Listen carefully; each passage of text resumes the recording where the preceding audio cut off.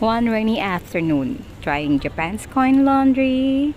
Kasi nakapag-laundry na kami sa house, but unfortunately, hindi ganun ka-dry yung paggamit namin ng dryer. So, testing this one. 7 minutes for only yen or 100 yen.